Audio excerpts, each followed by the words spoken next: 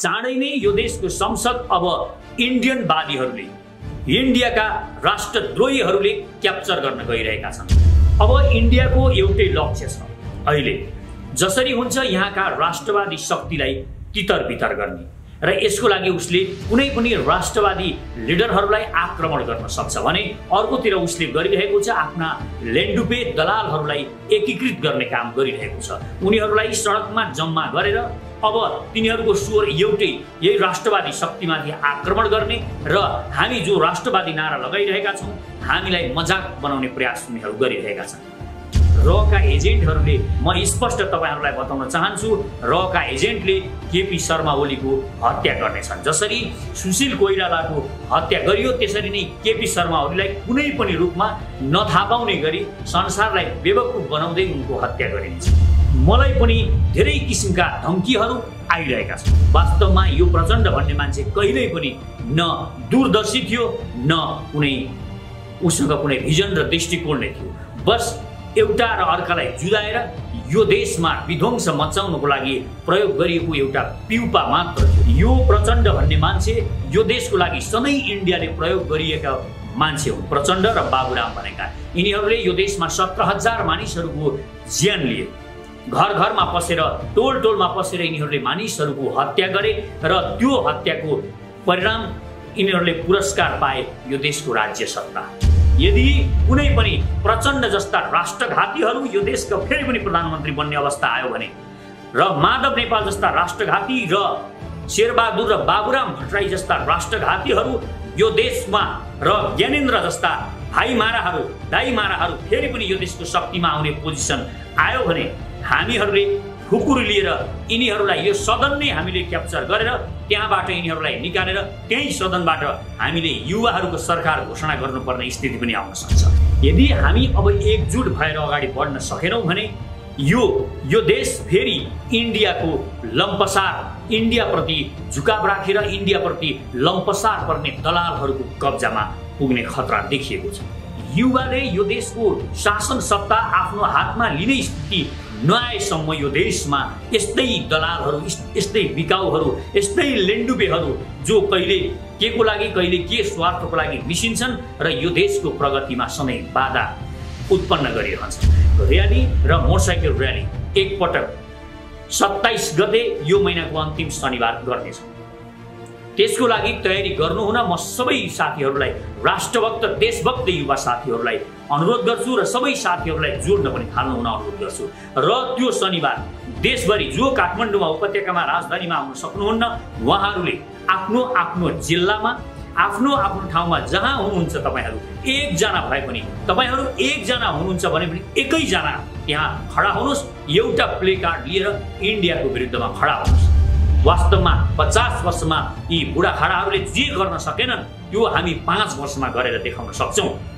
त्यसकारण म हरेक आमा बुबाहरूलाई अनुरोध गर्छु, तपाईँ राजनीतिक के काम, कोरोना लाग्न सक्छ मेरो छोरालाई भनेर डर देखाएर घरमा थुनेर नराख्नुहोस्। साहसी बनाउनुहोस् आफ्नो बच्चालाई, साहस भर्नुहोस्। नत्र तपाईँले आज साहस भर्नु भएन, निस्कनको लागि तपाईँले सडकमा राजनीतिमा आफ्नो छोरालाई अगाडि बढाउनु भएन भने तपाईँले 30 वर्ष पुगेको छोरोलाई पनि आफैले फायर राख्नुपर्छ।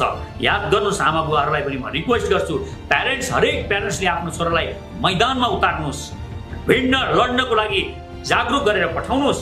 हामीलाई यो अन्तिम शनिबार तपाईहरू 27 गते शनिबार आफ्नो बच्चा बच्चीलाई पठाउनुहोस्। मेरो छोरा देश खतरामा छ, जाऊ अघि बढ र तिमी निर्धक्कसँग यो देशको लागि आवाज उठाऊ भनेर भन्नुहोस्।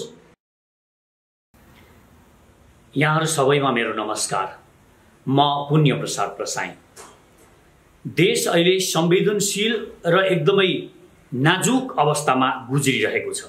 अहिले देशमा राष्ट्रवादी र राष्ट्रद्रोहीहरूको पूर्ण रूपमा कित्ताकाट हुने अवस्था सिर्जना भएको छ।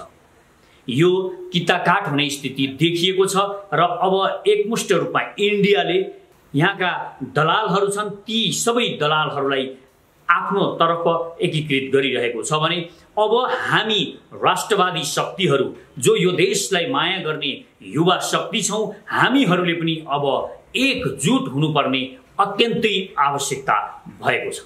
यदि हामी अब एकजुट भएर अगाडि बढ्न सकेनौँ भने यो देश फेरि इन्डियाको लम्पसार, इन्डियाप्रति झुकाव राखेर इन्डियाप्रति लम्पसार पर्ने दलालहरूको कब्जामा पुग्ने खतरा देखिएको छ। केही मानिसहरू कसरी भनेर भन्ने गर्छन् र प्रधानमन्त्री केपी शर्मा ओलीले इन्डियाले हाम्रो यो देशको सरकारलाई अपदस्थ गर्ने प्रयास गरिरहेको छ भन्दाखेरि धेरै मानिसहरूले यस्तो कसरी हुन सक्छ, कुनै पनि इन्डियाका मुद्दाहरू हाम्रो सदनमा सक्रिय रूपमा उठ्नै सक्दैनन्, यो अवस्था नै छैन र देशको अवस्था पनि यस्तो छैन भनेर भनिरहेका छन्। र ती कुनै न कुनै रूपमा यहाँका विश्लेषकहरू 95% भन्दा बढी विश्लेषकहरू कुनै न कुनै रूपमा इन्डियाको बचाउ गर्छन् र इन्डियाको पक्षमा बोल्ने गर्छन्। उनीहरूलाई यो देशको सरकारले नक्सा ल्याएको जुन हाम्रो चुच्चे नक्सा फिर्ता जमिन ल्याउनको लागि पहल गर्नको लागि जुन नक्सा ल्याएको छ त्यो पनि उनीहरूको लागि टाउको दुखाइ भइरहेको छ र यो किन हतारो गर्न हुँदैन थियो भनेर हामी नेपाली नागरिकहरूलाई अर्थी उपदेश दिने गर्छन्। अहिले आफ्ना जति पनि यो देशमा उसको भत्ता खाने उसका जासुसहरू छन् तिनीहरूलाई एकीकृत गरेर अब कसरी काम गर्न सुरु गरिरहेको छ इन्डियाले, यो आज म बताउन गइरहेको छु र हामीले अब कसरी कदम अगाडि बढाउनुपर्छ। म सचेत नेपाली पार्टी जुन जन्मनै बाँकी छ, जन्मन लागिरहेको छ, अब नजन्मदै हामीमाथि ठुलो अभिभार आउनेवाला छ र हामीले त्यसको लागि सारा देशका युवाहरूले अब जागरुक भएर यो चेतनशील भएर यी अहिलेका घटनाहरूलाई हेर्नुपर्ने अवस्था पनि देखिएको छ भने अर्को मुख्य कुरा हामीले अब जिम्मेवारी वहन गर्नको लागि आफ्नो काँध दरिलो बनाउनु पर्ने पनि अवस्था आएको छ। हामीलाई बच्चैमा नजन्मदै हामीलाई देशमा एउटा ठुलो जिम्मेवारी अब यो वहन गर्नुपर्ने स्थिति सिर्जना भएको छ। अहिले कसरी काम गरिरहेको छ इन्डियाले? अब इन्डियाको एउटै लक्ष्य छ, अहिले जसरी हुन्छ यहाँका राष्ट्रवादी शक्तिलाई तितर बितर गर्ने र यसको लागि उसले कुनै पनि राष्ट्रवादी लिडरहरूलाई आक्रमण गर्न सक्छ भने अर्कोतिर उसले गरिरहेको छ आफ्ना लेन्डुपे दलालहरूलाई एकीकृत गर्ने काम गरिरहेको छ। उनीहरूलाई सडकमा जम्मा गरेर अब तिनीहरूको स्वर एउटै यही राष्ट्रवादी शक्तिमाथि आक्रमण गर्ने र हामी जो राष्ट्रवादी नारा लगाइरहेका छौँ हामीलाई मजाक बनाउने प्रयास उनीहरू गरिरहेका छन्। यसको सुरुवात अहिले उसले प्रचण्डलाई प्रयोग गरिरहेको छ। यो प्रचण्ड भन्ने मान्छे यो देशको लागि सधैँ इन्डियाले प्रयोग गरिएका मान्छे हुन्, प्रचण्ड र बाबुराम भनेका। यिनीहरूले यो देशमा 17,000 मानिसहरूको ज्यान लिए, घर घरमा पसेर टोल टोलमा पसेर यिनीहरूले मानिसहरूको हत्या गरे र त्यो हत्याको परिणाम यिनीहरूले पुरस्कार पाए यो देशको राज्य सत्ता र यो देशको राज्य सत्ता यिनीहरूलाई प्राप्त भयो। तर यिनीहरूले कहिल्यै पनि यो देशको हितमा एउटा पनि काम गरेनन्। यो देशमा विध्वंस र यो गृह युद्धको स्थिति यी दुई जो इन्डियाबाट सञ्चालित मानिसहरू छन् यिनीहरूले गरिरहेका छन् र यो प्रचण्ड भन्ने मान्छे सधैँ विध्वंस गर्नको लागि यो देशमा खडा गरिएको एउटा धुन्धुकारी हो भनेर तपाईहरूले बुझ्नुभयो भने यो बुझाइ कम पर्ने छैन। र अहिले तपाईँ हेर्नुहोस् यी धुन्धुकारीलाई कसरी यो देशका इन्डियन पैसा खाने दलालहरूले उसको महिमा मण्डित गरेर महान लिडर भनेर स्थापित गर्न खोजिरहेका छन्। वास्तवमा यो प्रचण्ड भन्ने मान्छे कहिल्यै पनि न दूरदर्शी थियो न कुनै उसँग कुनै भिजन र दृष्टिकोण नै थियो। बस एउटा र अर्कालाई जुदाएर यो देशमा विध्वंस मचाउनको लागि प्रयोग गरिएको एउटा पिउपा मात्र थियो। यो अहिले पनि स्पष्ट भइरहेको छ र प्रचण्डलाई अहिले तपाईँ हेर्नुहोस् कसरी प्रयोग गरिरहेको छ। प्रचण्ड, माधव नेपाल, बाबुराम भट्टराई अहिले एउटै स्वर बोल्न थालेका छन्। यिनीहरूलाई एकै ठाउँमा एकीकृत गरेर अब त्यस्तै काङ्ग्रेसको शेरबहादुर देउवालाई पनि त्यो ग्रुपमा ल्याएर यिनीहरू यो सरकार अपदस्थ गर्ने र नयाँ सरकार बनाउने खेल गरिरहेका छन् र चाँडै हामीले यो अवस्था देख्न पनि सक्नेछौँ। यदि उनीहरूले यसो गरेर केपी शर्मा ओलीलाई हटाउन सकेनन् भने वास्तवमा रका एजेन्टहरूले, म स्पष्ट तपाईहरुलाई बताउन चाहन्छु, रका एजेन्टले केपी शर्मा ओलीको हत्या गर्नेछन्। जसरी सुशील कोइरालाको हत्या गरियो त्यसरी नै केपी शर्मा ओलीलाई कुनै पनि रूपमा नथाहा पाउने गरी संसारलाई बेवकुफ बनाउँदै उनको हत्या गरिनेछ। त्यहाँ डाक्टरको प्रयोग हुन सक्छ, उनकै मानिसहरू नजिकका मानिसहरू प्रयोग गरिन सक्छन्, स्लो पोइजन दिइन सक्छ र उनलाई कुनै पनि रूपमा यो मुद्दामा उनी आएनन् र उनलाई हटाउन सकिएन भने केपी ओलीलाई मारिनेछ। यो तपाईहरूलाई म स्पष्ट रूपमा यो देशका नागरिकहरूलाई र राष्ट्रवादी शक्तिलाई बताउन चाहन्छु। र अर्को कुरा, अब हामीले पनि सतर्क हुने बेला आएको छ। यिनीहरूले अब हामीलाई पनि छोड्नेवाला छैन। त्यसकारण मलाई पनि साथीहरूले भनिरहनु भएको छ, अब कि त हामीले पनि यो शक्तिबाट, यो राष्ट्रघाती शक्ति जो एकीकृत भइरहेको छ, सङ्गठित हुन खोजिरहेको छ, यसमा अहिले राजावादीहरू जोडिएका छन् र ज्ञानेन्द्र जोडिएका छन्, त्यस्तै प्रचण्ड जोडिएका छन्। प्रचण्डसँगै बाबुराम भट्टराईलाई पनि जोडिरहेका छन्। यिनले तराईमा लगेर अब त्यहाँबाट बाबुराम भट्टराईलाई पनि ल्याइरहेका छन् भने केही पहिचानवादीहरू र केही अभियानकर्ताहरूलाई पनि यहाँ जोडिएको छ। यी सबैलाई कुनै न कुनै रूपमा प्रयोग गरिएको छ र यो राष्ट्रवादी शक्तिलाई कमजोर पार्नको लागि यिनीहरूलाई अहिले सडकमा उतारिएको छ र चाँडै नै यिनीहरूले यी सबैलाई एकीकृत गरेर उनीहरूले सदनमा आफ्नो हस्तक्षेपकारी भूमिका देखाउनेछन् र उनीहरू हस्तक्षेप गर्न पुग्नेछन् र त्यहाँ त्यो बेला अब हामीले के गर्न तयार हुनुपर्छ। अब मलाई पनि धेरै किसिमका धम्कीहरू आइरहेका छन्। यी धम्कीहरूले म डराइरहेको त छैन, तथापि हामी पनि शक्तिशाली बनि नसकेको, हामी जन्म नै बाँकी रहेकोले म माथि आक्रमण भयो अर्थात् मलाई मारियो भने पनि भोलि यो संस्था जुन हामी सचेत नेपाली बनाइरहेका छौँ यसलाई मर्न दिनु हुँदैन भनेर म यहाँहरू समक्ष युवाहरूलाई अब जोडिन र चाँडै नै एउटा हामीले समिति बनाउनु पर्ने आवश्यकता पनि महसुस गरेका छौँ र म चाँडै नै 10 जनाको एउटा समूह बनाउनेछु र त्यो 10 देखि 11 जनाको एउटा समूह हुनेछ र त्यो समूहमा मैले अहिले आएका युवाहरूलाई राख्नेछु र यो समिति गोप्य रहनेछ। यो कुनै ठाउँमा मैले यसको सूचना दिएको हुनेछु र मलाई यदि कुनै कथम कदाचित ममाथि आक्रमण भयो र मलाई मारियो भने यो समितिले, यो 11 जनाको समितिले यो सचेत नेपालीलाई फेरि यसलाई अगाडि बढाओस् भन्ने मेरो इच्छा छ। त्यसकारण यसको लागि पनि तयार हुनको लागि म साथीहरूलाई अनुरोध गर्छु र सम्भवतः हामीले चाँडै नै भूमिगत हुनुपर्ने अवस्था पनि सिर्जना हुन सक्छ र म यसको लागि पनि सोचिरहेको छु। यतातिर पनि मलाई साथीहरूले सुझाव दिइरहनु भएको छ। अब यो देशमा राष्ट्रवादीहरूमाथि निकै नै ठुलो खतरा आउने स्थिति देखिएको छ र म मेरा सम्पूर्ण युवा साथीहरूलाई अनुरोध गर्छु, अब तपाईहरूले युवाले यो देशको शासन सत्ता आफ्नो हातमा लिने स्थिति नआएसम्म यो देशमा यस्तै दलालहरू, यस्तै बिकाउहरू, यस्तै लेन्डुपेहरू जो कहिले के को लागि कहिले के स्वार्थको लागि मिसिन्छन् र यो देशको प्रगतिमा सधैँ बाधा उत्पन्न गरिरहन्छन्। यसको लागि यहाँहरूलाई सतर्क हुनको लागि म हरदम यहाँहरूलाई चनाखो बस्नको लागि अनुरोध गर्छु र अब हामी एउटा चाँडै नै हस्ताक्षर कार्यक्रम पनि सुरु गर्नेछौँ र यो महिनाको, यो असार महिनाको अन्तिम शनिबार 27 गते शनिबार एउटा हामीले विशाल प्रदर्शन गर्नुपर्ने आवश्यकता पनि देखिएको छ। अब हामीले आफ्ना शक्तिहरू, आफ्ना युवाहरूलाई एकीकृत गरेर हामी एक छौँ, एकजुट छौँ र राष्ट्रवादी शक्ति पनि कम छैन। हामी अब फेरि पनि इन्डियाको लम्पसार पर्दैनौँ भनेर हामीले इन्डियालाई जनाउ दिनको लागि अब एउटा सशक्त प्रदर्शन गर्नुपर्ने आवश्यकता देखिएको छ। यो प्रदर्शन हामी यो महिनाको अन्तिम शनिबार माइतीघर मण्डलाबाट सुरु गर्छौँ र यसमा हाम्रो मोटरसाइकल र्याली पनि हुनेछ र मोटरसाइकल हुने साथीहरूले मोटरसाइकल लिएर र राष्ट्रिय झण्डा बोकेर त्यो दिन आउनुहोला र जोसँग मोटरसाइकल छैन उहाँहरू मार्च पासमा संलग्न हुनुहुनेछ, र्यालीमा संलग्न हुनुहुनेछ र हामी र्याली र मोटरसाइकल र्याली एकपटक 27 गते यो महिनाको अन्तिम शनिबार गर्नेछौँ।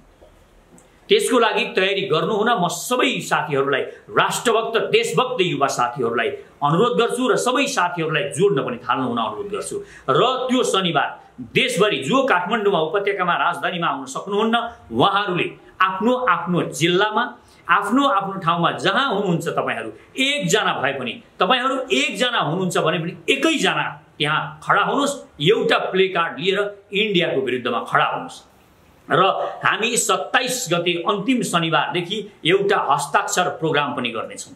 यो हस्ताक्षर प्रोग्राम हामी लाखौं मानिसहरूको, लाखौं नेपाली नागरिकहरूको हस्ताक्षर हामी सङ्कलन गर्नेछौँ। यो हस्ताक्षर के का लागि?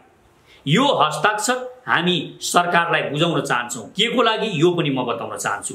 पहिलो कुरा, हामी प्रवेश आज्ञा इन्डियन कोही पनि नेपालमा आउँदा भिजा नहानिकन प्रवेश आज्ञा नलिकन आउन नपाउने एउटा नियम बनाउनै पर्यो। कुनै सन्धि सम्झौता गरिएका छन् भने त्यसलाई निलम्बन गरेर भए पनि यो लागू गर्नु पर्यो। हामी सरकारलाई यो कडा रूपमा केपी ओलीको सरकारलाई यो बताउन चाहन्छौँ। दोस्रो कुरा, अब हामीले सेनालाई सशस्त्रलाई मात्र सिमानामा राख्ने होइन, सेनालाई पनि लगेर सिमानामा अनिवार्य रूपमा राख्नु पर्यो र तत्काल 50,000 सेना बढाउनु पर्यो र सिमानामा राख्नु पर्यो र त्यहाँ हामीले काँडेतार लाउने र पर्खाल लाउने भन्दा पनि त्यहाँ बङ्करहरू बनाएर बङ्कर सहितको सेनालाई त्यहाँ राख्नु पर्यो। यानी कि भोलि कुनै पनि प्रकारको आक्रमण इन्डियाबाट हुन खोज्यो, तराई बिथोल्नको लागि कुनै पनि किसिमको कुरा त्यहाँ आयो भने सेनाले सजग भएर निर्धक्कसँग इन्डियनहरूलाई त्यहीँबाट आक्रमण गर्न सक्ने पोजिसन हामीले त्यहाँ बनाउनु पर्यो। त्यहाँ बङ्कर खन्न थाल्नु पर्यो र बङ्कर सुव्यवस्थित अत्याधुनिक बङ्करहरू हुनु पर्यो, जहाँ ट्याङ्कले पनि भोलि इन्डियन ट्याङ्कहरू त्यहाँबाट जाँदा पनि ती बङ्करहरूलाई कुनै असर नपर्ने र माथिबाट हानिएका बमले पनि असर नगर्ने खालका बङ्करहरू अब बनाउन सुरु गर्नुपर्छ। यो पनि हामी यसमा राख्नेछौँ। साथै हामीले अर्को, यो सरकारलाई हामीले बारम्बार भनिरहेका छौँ, आह्वान गरिरहेका छौँ, अब यो देशको सेनालाई सशक्त बनाउनुपर्छ। त्यसको लागि सुरक्षा बजेट तुरुन्तै बढाउनको लागि व्यवस्था गरोस्। हामीले बारम्बार भनेका छौँ, यदि यो देशको सेनालाई सर्वशक्तिमान बनाउनको लागि सरकारसँग पैसा छैन भने हामी नागरिकहरू हाम्रो एक छाक नखाएर, केवल एक छाक मात्र खाएर त्योबाट पैसा जोगाएर पनि हामी यो देशको सेनालाई जति चाहिन्छ पैसा हामी दिन तयार छौँ।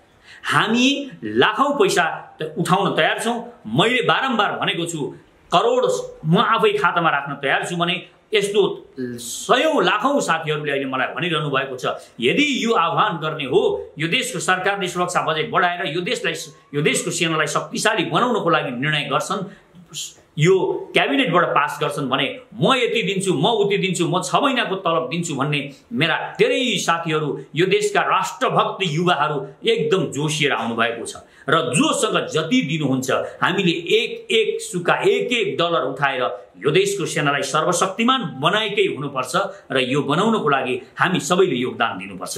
यो पनि हामी अब यो हस्ताक्षर कार्यक्रमको लागि हामी यो तयारी गर्नेछौँ र यसको लागि अर्को एउटा पक्ष हो। यो सँगै अब हामीले इन्डियन सामानहरू, इन्डियन उत्पादनहरूलाई बहिष्कार गर्न पनि थाल्नुपर्छ। यो जनस्तरबाट हामीले सुरु गर्न जरुरी छ र हामीले किसानलाई शक्तिशाली बनाउनको लागि यो सरकारलाई बारम्बार भनेका छौँ, यो सरकारले मलका कारखानाहरू यहीँ खोल्नु पर्यो र अब किसानलाई शक्तिशाली बनाउनु पर्यो। यो सेना र यो देशको सेना र यो देशका किसान शक्तिशाली भइसकेपछि र यो देशको राज्य शक्ति, यो देशको शासन सत्ता युवाहरूले सञ्चालन गरिसकेपछि कुनै पनि विश्वको कुनै पनि देशले यो देशलाई आँखा तरेर हेर्ने हिम्मत गर्ने छैन।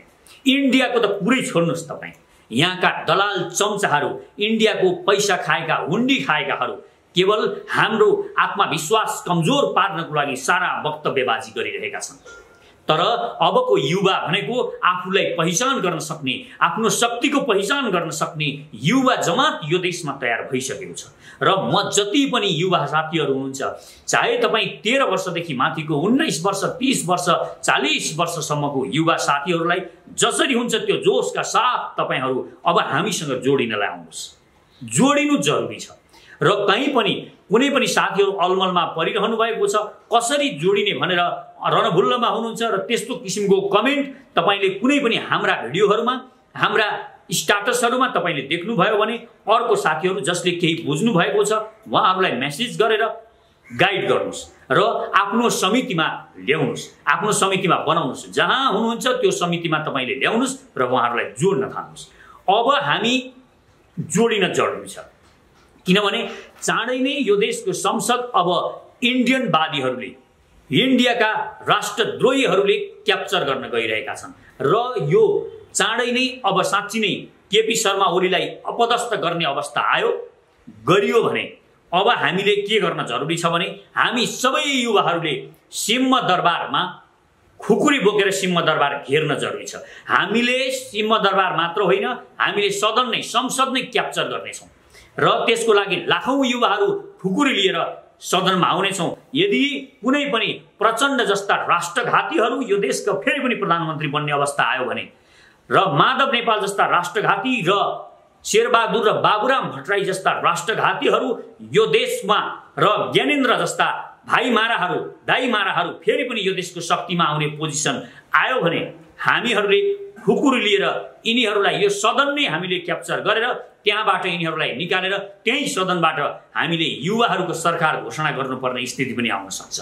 यो केही मानिसहरूलाई उत्तेजक जस्तो लाग्न सक्छ, तर हामी जानाजान अब इन्डियाले एकीकृत गरेको शक्ति यो ज्ञानेन्द्रवादी राजावादीहरू अनि प्रचण्डहरू बाबुराम भट्टराईहरू र शेरबहादुर जस्ता दलालहरूलाई अब यो देशको शक्ति बुझाएर हामी इन्डियाको खुट्टामा लम्पसार पर्न अब यो देशको युवा चाहँदैन, हामी चाहँदैनौँ।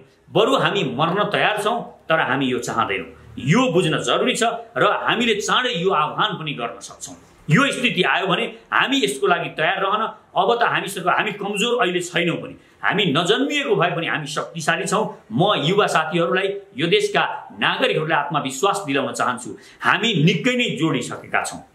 लगभग 1 लाख त हामीले अहिले हाम्रो नवनिर्माण सेनामा नै साथीहरू जोडिसकेका छौँ भने अरू सचेत नेपाली हाम्रो पार्टीमा जुन हुनेवाला छ यो पार्टीमा पनि लाखौं साथीहरू जोडिसक्नु भएको छ। हामीले शक्ति आर्जन गरिरहेका छौँ। त्यसकारण म तपाईहरूलाई विश्वास दिलाउन चाहन्छु, यो अब हाम्रो आवाज अब कमजोर आवाज होइन।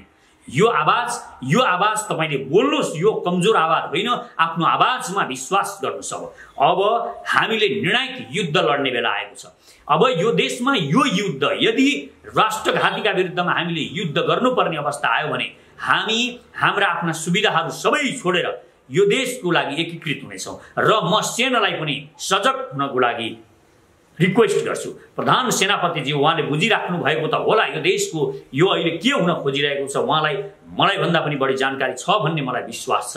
र सेना सजग रहोस्, सेनाका जर्नेलहरू सजग रहनुहोस्, इन्डियाको सोचबाट नसोच्नुहोस्।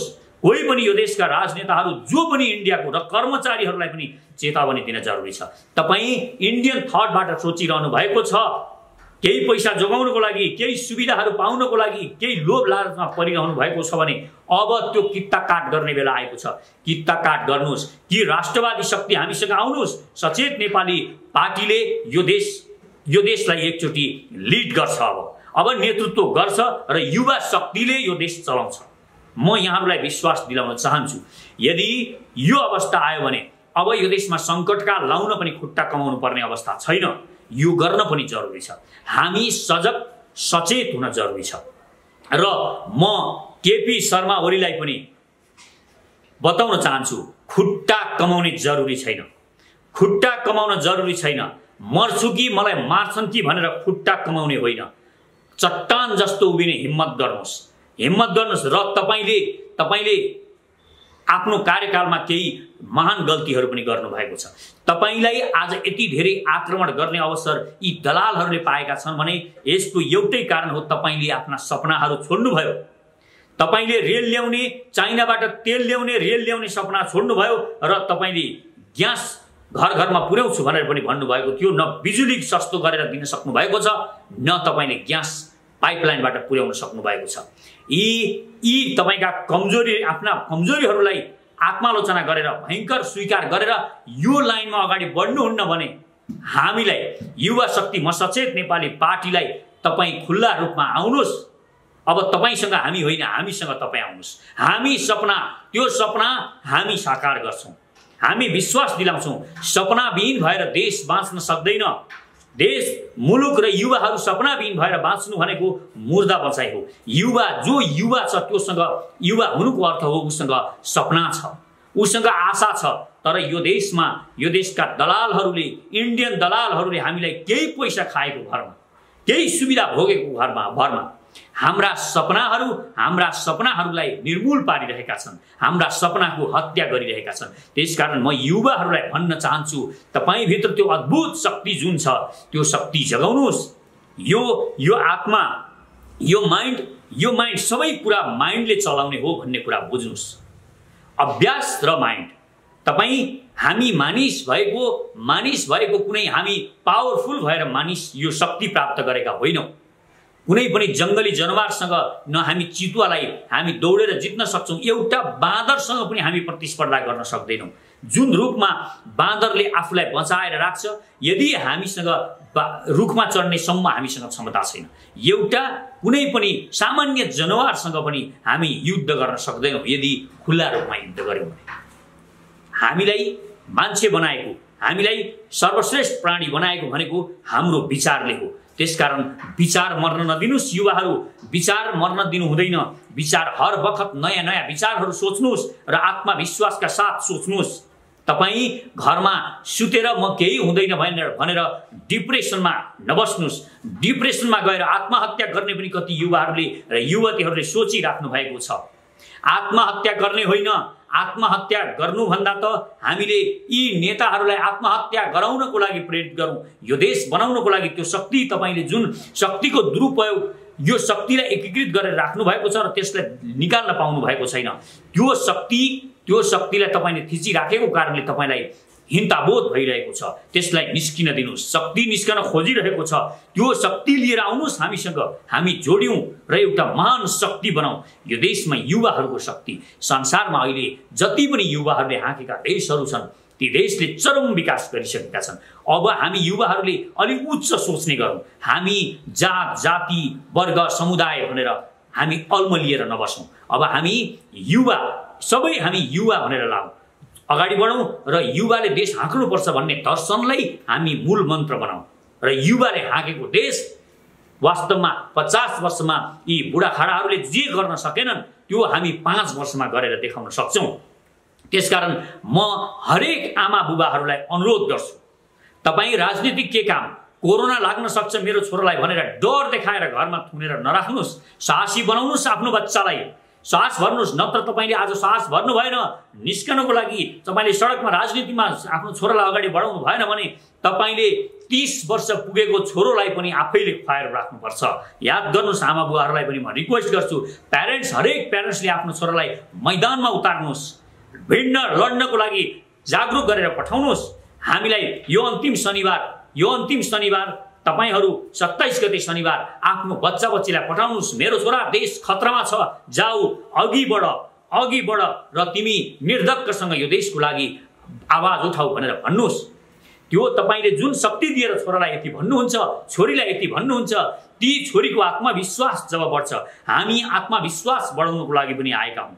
हामी कमजोर कहिल्यै थिएनौँ, इतिहासमा न हामी कमजोर थियौँ न छौँ। हामी सधैँ गर्न सक्ने जाति हौँ। त्यसकारण यो हामी कमजोर छु भन्ने जुन भाव हामीले ठानिरहेका छौँ त्यसलाई निकाल्न जरुरी छ। रामलाई नभेटिन्जेल हनुमानले आफ्नो शक्तिको पहिचान गर्न सकेका थिएन। म तपाईँभित्रको त्यो हनुमान, त्यो अद्भुत शक्तिको पहिचान गराउन पनि आएको हुँ। त्यसकारण मैदानमा जब हामी अगाडि बढ्छौँ, शनिबार कुनै पनि किसिमको आक्रमण भयो, कुनै पनि किसिमको केही भयो भने तपाईँहरू निर्धक्क हुनुहोस्। पहिलो गोली मेरो छातीले थाप्नेछ। म तपाईहरूलाई बताउन चाहन्छु, पहिलो गोली मलाई लाग्छ, त्यसपछि मात्र तपाईँलाई लाग्छ। त्यसकारण म तपाईहरूलाई अनुरोध गर्न चाहन्छु, अब एउटा साहस भर्नुहोस्। यो देश तपाईँले चलाउनु पर्छ। यो देश अब युवाले चलाउनु पर्छ। युवाले चलाएको देश मात्र बन्छ। र हाम्रा केही मुद्दाहरूमा हामी शनिबारदेखि हस्ताक्षर प्रोग्राम पनि सुरु गर्ने भएकोले त्यो जब हामी सुरु गर्छौँ त्यो हामी लाखौंको हस्ताक्षर नपुगिन्जेल हामी त्यसलाई कायम राख्छौँ र देशभरि हामी हस्ताक्षर सङ्कलन गर्छौँ। हामी नागरिक अधिकारको लागि वंशजले यो देशको शासन सत्ता चलाउनु पर्छ। हामीलाई इन्डियाले फिजीकरण गर्दै यो देशलाई नयाँ तरिकाले सदनमा आफ्नो बहुमत पुर्याएर यो देश क्याप्चर गर्न खोजिरहेको छ।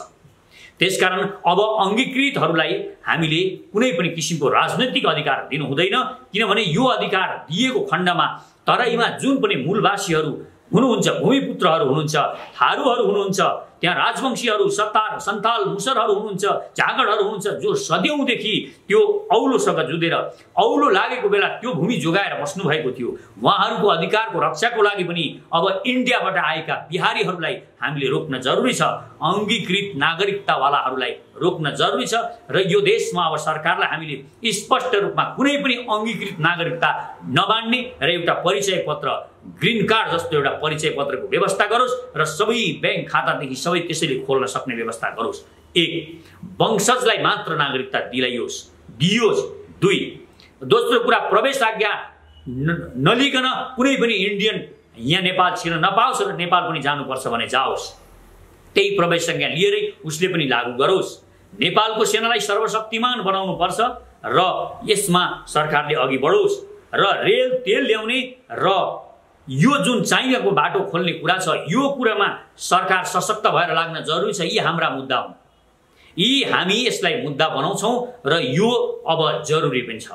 र अब यो सँगै अर्को गुप्तचर संस्था पनि सशक्त बनाओस् यो सरकारले, र जति पनि दलालहरू छन् यिनीहरूलाई निर्धक्कसँग राष्ट्रघाती काम गरेको भनेर यिनीहरूलाई जेलमा थुन्न सक्ने अवस्था सिर्जना गरियोस् र गुप्तचर संस्था यस्तो सशक्त बनाउनु पर्यो, कुनै पनि राष्ट्रघाती साँच्चै नै राष्ट्रघात गरिरहेको थाहा पाइयो भने, जसरी रले हाम्रा मानिसहरूलाई मार्ने गर्थ्यो पहिला राष्ट्रवादीहरूलाई, त्यसरी नै यी राष्ट्रघातीहरूलाई मार्दिने यो किसिमको व्यवस्था पनि सरकारले गरोस्। त्यो गुप्तचर संस्थामा त्यो अधिकार पनि दियोस् र राष्ट्रघातीलाई हामीले फाँसीको सजाय, भ्रष्ट र राष्ट्रघातीलाई फाँसीको व्यवस्था गरेकै हुनुपर्छ।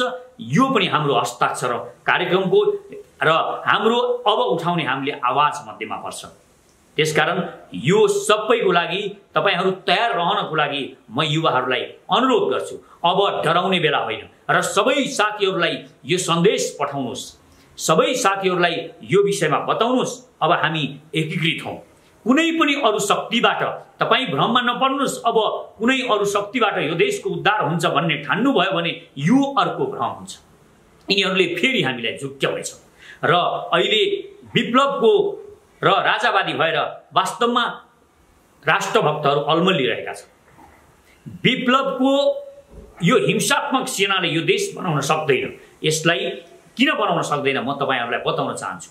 जब यिनीहरूले हत्या हिंसा गर्न थाल्छन्, हत्या हिंसामा यिनीहरू सक्रिय भएपछि भोलि यिनीहरूलाई इन्डियाले तिमीलाई अन्तर्राष्ट्रिय अदालतमा लगेर थुन्छु, कारबाही गर्छु भनेर यिनीहरूलाई ब्ल्याकमेल गर्छ र यिनीहरूलाई जे कुरा पनि पश्चिमले पनि यिनीहरूलाई ब्ल्याकमेल गर्छ र इन्डियाले पनि गर्छ र यिनीहरू कुनै पनि बेला कुनै पनि राष्ट्रघातमा संलग्न हुन सक्छन्। त्यसकारण विप्लव समूहमा पसेर भ्रममा परिरहनु भएको छ भने यो भ्रम तोड्नुस्, हामी नवनिर्माण सेनामा आउनुस्, तपाईलाई हामी ठीक पोजिसन दिन्छौं। र राष्ट्रभक्तहरू जो राष्ट्रभक्त हुनुहुन्छ तर राजावादी भएर ज्ञानेन्द्रले यो देशको उद्धार गर्छन् भनेर भ्रममा पर्नु भएको छ भने तपाईहरू भ्रममा नपर्नुस्। ज्ञानेन्द्र इन्डियाको गोटी बनिसकेका छन्। यिनलाई राजाको मात्र पदवी दिने हो भने यो देश बेच्न यिनी जुनसुकै बेला तयार छन्। त्यसकारण यिनीबाट यो देशको समस्या समाधान हुँदैन, यसमा पनि तपाई विचार गर्नुस्।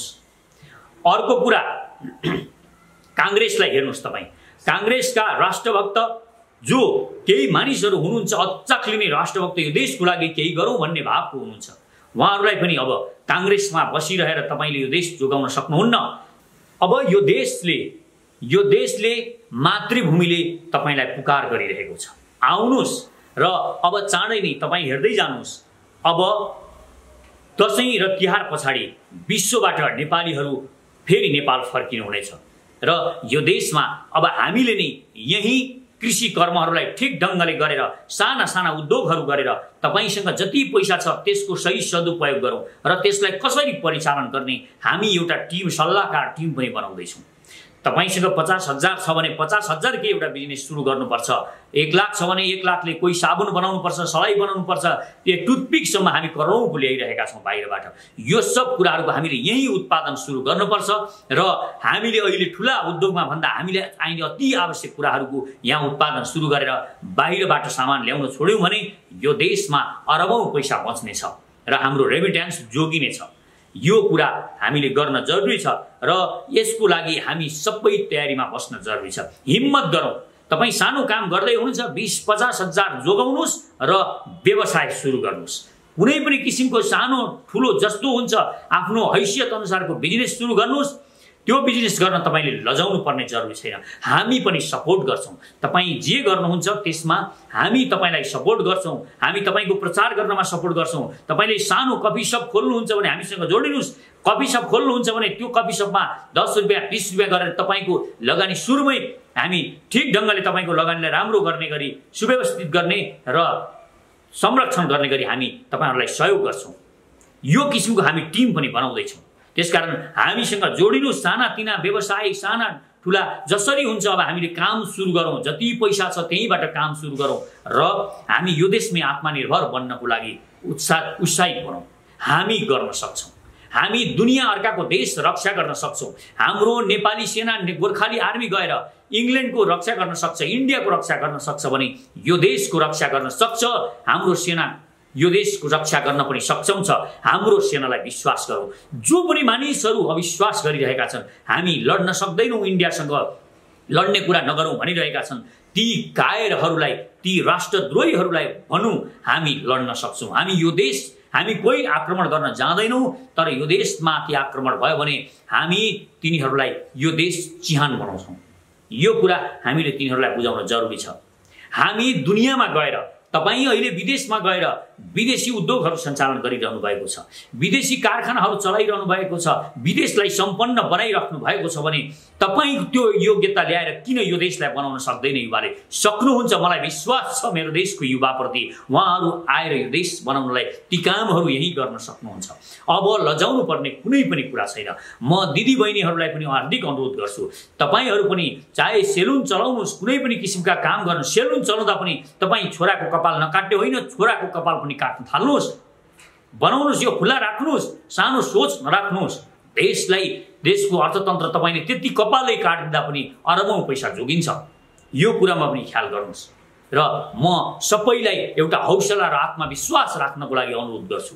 जुन काम पनि तपाई गर्न सक्नुहुन्छ सोच्नुहोस्, तपाईसँग निस्किन्छ समाधान। तपाई अहिले के गर्नु कसो गर्नु यो देशमा भविष्य छैन भनेर हामीलाई यो रेकर्डिङ यो हाल्दिएका छन् र हामी त्यही गीत बजाएर हिँडिरहेका छौं। होइन, हामी यो देशमा अवसरहरू सिर्जना गर्न सक्छौं।